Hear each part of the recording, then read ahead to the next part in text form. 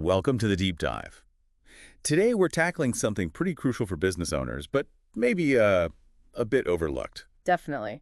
We're talking about what happens when estate planning goes wrong or just doesn't happen at all. Right. And how that can force a really quick, often damaging sale of business assets. Like a fire sale. Exactly. We've been looking at sources, articles from financial groups, law firms, business guides, even insurance perspectives. They all point to this risk. So our mission really is to unpack why this happens. And maybe more importantly, what steps you, as a business owner, can take to protect what you've built, to avoid that fire sale. Let's start right there then. This term, forced liquidation. What does it actually mean in practice? Yeah, what does it look like? Well, simply put, it's being forced to sell off business assets very quickly to get cash. Now, Not because you want to, but because you have to. precisely. And we're talking about anything, equipment, buildings, inventory, sometimes the whole business itself. The key thing is the urgency. Which means you're probably not getting fair market value, are you? Almost certainly not. When you have to sell immediately, buyers know you're desperate. So assets can go for, significantly less than they're truly worth. Okay, so what triggers this? Why does this sudden need for cash pop up after, say, an owner passes away? The big one, really, is often the need to cover estate taxes and debts. That's the primary driver our sources point to. Ah, taxes. So the business might be worth a lot on paper, tied up in machinery or property. Right. But that wealth isn't liquid cash.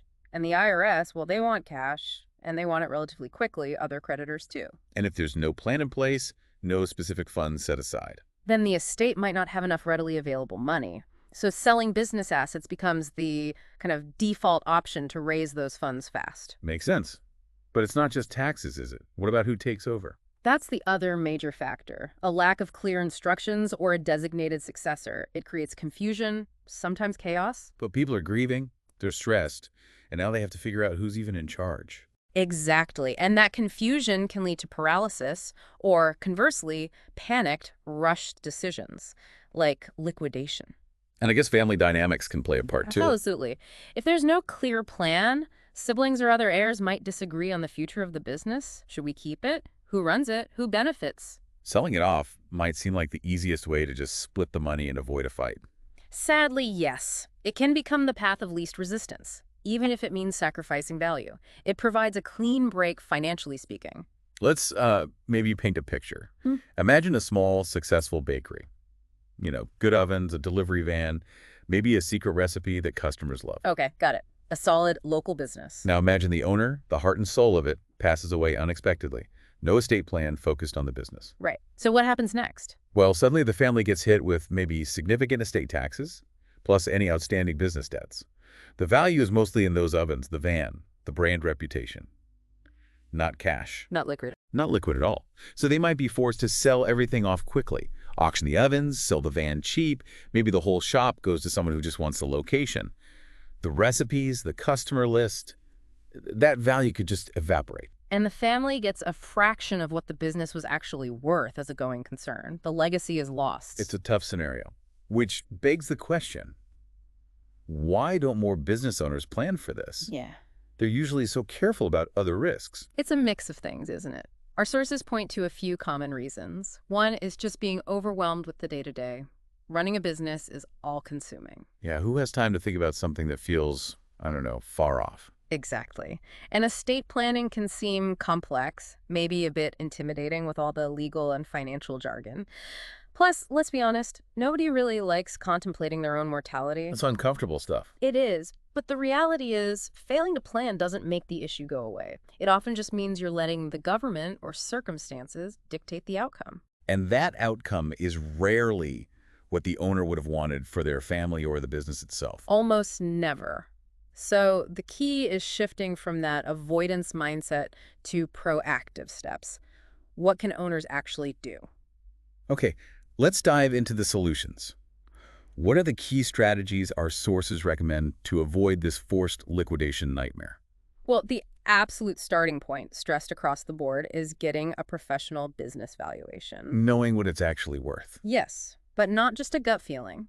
A formal, independent appraisal. This tells you the realistic fair market value. And why is that number so critical?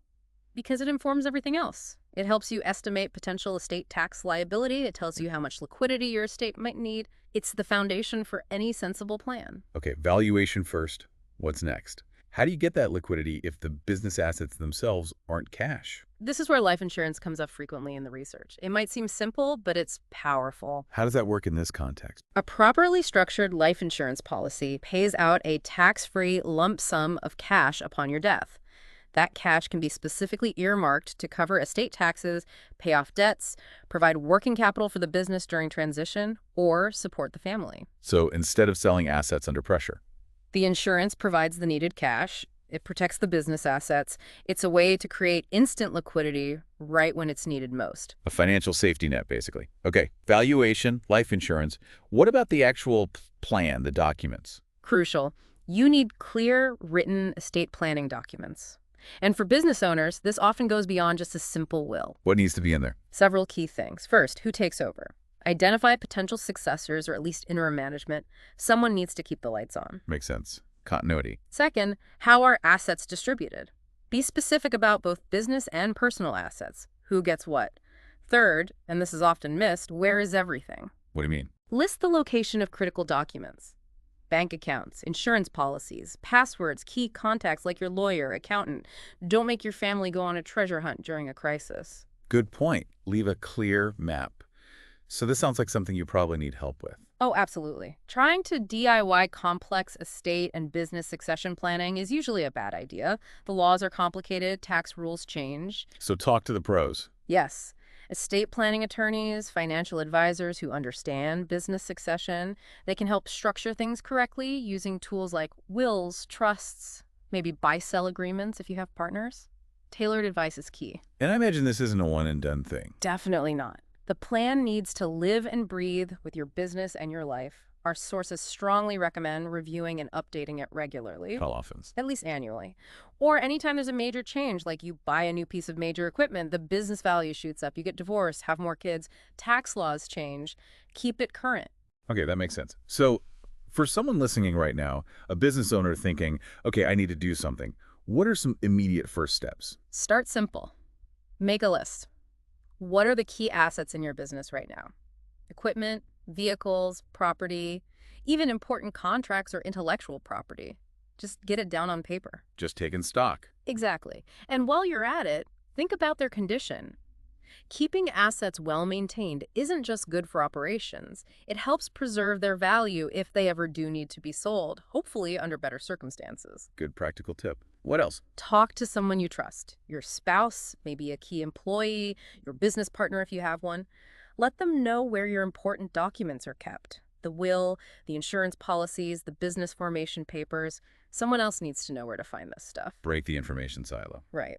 And another point, maybe a bit counterintuitive, is knowing who the reputable liquidation professionals are in your area. Wait, I thought we were trying to avoid liquidation. We absolutely are. But planning means preparing for contingencies.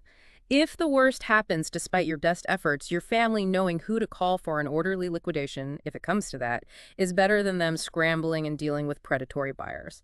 It's a backup plan. Okay, fair enough. Preparation, not pessimism. What about businesses with partners? That adds another layer, doesn't it? It really does. And that's where buy-sell agreements become absolutely critical. We saw this mentioned a lot. Explain that a bit. A buy-sell agreement is basically a contract between the business owners. It predefines what happens to a partner's share if they die, become disabled, retire, or want to leave. It sets a price or a formula for valuation and outlines how the remaining partners or the business itself will buy out that share. So it prevents disputes later on. Precisely. It avoids arguments between the surviving partners and the deceased partner's family about the value of the share or who should buy it. It ensures a smooth transition and can prevent a situation where the estate forces a sale of that share, potentially to an outsider, or worse, forces the liquidation of the whole company because they can't agree. Got it. So that's essential for partnerships.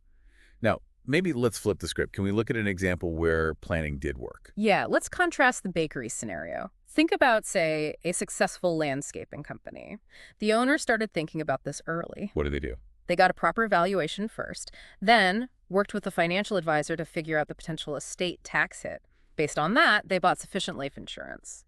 Covering the tax liability. Exactly. They also worked with an attorney to set up a trust to hold the business shares and clearly named their experienced operations manager as the successor in the business continuation plan. All the documents were organized. Okay, so they were prepared. Then what? Well, tragically, the owner had a serious accident and passed away. But because the plan was in place, The outcome was different. completely different. The life insurance paid out, covering the taxes and providing some working capital. The successor stepped in immediately following the plan. The family wasn't under pressure to sell assets. They had breathing room. And the business survived. It did. They were eventually able to transition ownership smoothly, according to the owner's wishes, preserving the jobs and the company's value. It shows the immense difference proactive planning makes. It turned a potential crisis into a manageable event. That's a powerful contrast. So let's bring it back to the listener. If you're running a business, what are some quick things to think about right now? Okay, 3 quick reflections. First, what's the single most valuable, maybe irreplaceable asset in your business? Tangible or intangible? What could you absolutely not afford to lose in a forced sale? Got it. Pinpoint the crown jewel. Second, Second, if you were suddenly out of the picture tomorrow, even temporarily, who is the one person you'd trust to step in and make smart decisions for the business? Name that person in your head. okay, identifying that key person.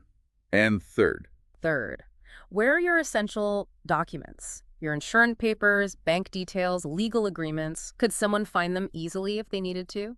Just make a mental note, or better yet, write it down later. simple but important checks. And then the real action step. The real action step is to talk to your advisors. Call your accountant or find a good estate planning attorney. Ask them this specific question. How do I make sure my business doesn't get forced into a quick sale if something happens to me? Get personalized advice for your specific situation. That's the most valuable thing you can do coming out of this discussion. So wrapping this up, our deep dive today really highlighted the serious risk of forced liquidation due to, well, lack of planning. Yeah, we looked at the triggers, mainly taxes and succession issues, but also the very concrete, proactive steps you can take. Valuation, insurance, clear documents, professional advice, and regular reviews. It's about protecting the business you've poured your heart and soul into. Absolutely. That hard work deserves safeguarding. An estate plan isn't just paperwork. It's a shield for your business and your family's future. So maybe the final thought to leave everyone with is this. Consider the legacy you want to leave. Taking action on your estate plan now is probably the most critical step you can take to ensure that legacy isn't dismantled by necessity, but endures by design.